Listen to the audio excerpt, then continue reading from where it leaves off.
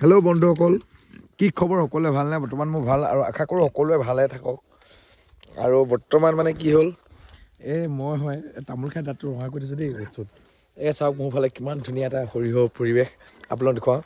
আৰু এইফালে আছে আপোনালোকৰ মানে কি চাবলগীয়া ধুনীয়া এডোখৰ পৰিৱেশ, যিডোখৰ পৰিৱেশ আপোনালোকক মই দেখুৱাম। এয়া হ'ল বিল। মানে আমাৰ বিশেষকৈ মানে ইয়াত এখন ডাঙৰ বিল আছে। আৰু এই বিলখনৰ পৰা আমি মাছ চাছ খাওঁ প্ৰায়, এই জাল চাল পাতিব পৰা এই সুবিধা আছে। আপোনালোকে মেটেকা বহুত ডবল আছে, কিন্তু মাছ বহুত আছে দেই। আৰু এইফালে চাবলৈ গ'লে আপুনি অকল সৰিয়হ ফুল দেখিব আৰু সৰিয়হ। আৰু বৰ্তমান আপুনি যদি এই ৰাস্তাটোদি যায়, এই ৰাস্তাটোদি গ'লে ইয়াত এটা গৰখীয়া দৌল মন্দিৰ পাব ঐতিহাসিক।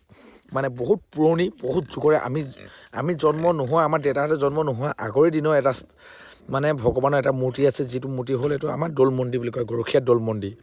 আৰু আপোনালোকে যদি গৰখীয়া দৌল মন্দিৰ হৈ আহিব বিচাৰে, এইটো এটা ৰাস্তা আছে। এই ৰাস্তাটোদি গ'লে মাত্ৰ আপোনালোকে সোণাৰী চাপৰি হৈ এনেকৈ সোমাই আহিব পাৰিব। যদিও বেলেগ বিপৰীত ফালে আহে, মই এটা ভিডিঅ' দিম, সেই ভিডিঅ'টোৰ জৰিয়তেও আপোনালোকে আহিব পাৰিব। যিটো হ'ল সেইটো আপোনালোকৰ মানে কি হ'ল, ঘাট এটা পাৰ হ'ব লাগে, আৰু ঘাটটো পাৰ হৈ এইটো মেইন ৰাস্তা হৈ আহিব পাৰে। কিন্তু মই এতিয়া বৰ্তমান ক'ব বিচাৰোঁ, এইখনেই হ'ল মোৰ ভাগৰ গাহৰি ফাৰ্ম।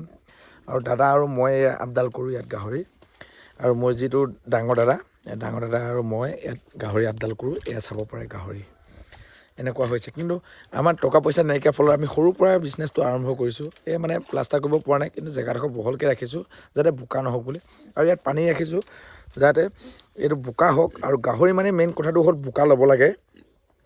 আৰু বোকা লৈ একেবাৰে যদি মাটিয়ে লিপি হৈ থাকে, মানে গোটেই লিপি দিয়া হয় বোকাৰে, তেতিয়া মহে মানে এটেক কৰিব নোৱাৰে। সেইটো গাহৰি মানে চামৰা মানে সেইটো বুলেট প্ৰুফ জেকেটৰ লেখীয়া হৈ যায় মানে গাহৰি কাৰণে দেই মোৰ ওপৰত। আৰু কেনেকুৱা লাগিলে জনাব। এইয়া চাওক গাহৰি কিমান ধুনীয়াকৈ ছাইডত হাগি আছে, চাহ দেখিছেনে বাৰু? একদম এটা ছাইডতে গাহৰিয়ে লেট্ৰিন কৰে, আৰু বাকী মানে ধুনীয়া হৈ আছে গাহৰি। আৰু ময়ো কিছুমান এই ভিডিঅ'টোৰ জৰিয়তে বুজাব যাওঁ, যাতে এনেকৈ আৰম্ভ কৰক। বাহিৰত যোৱা ঠাইত ইয়াতে ঘৰতে কিবা এটা কৰক, নিশ্চয় ফল পাব।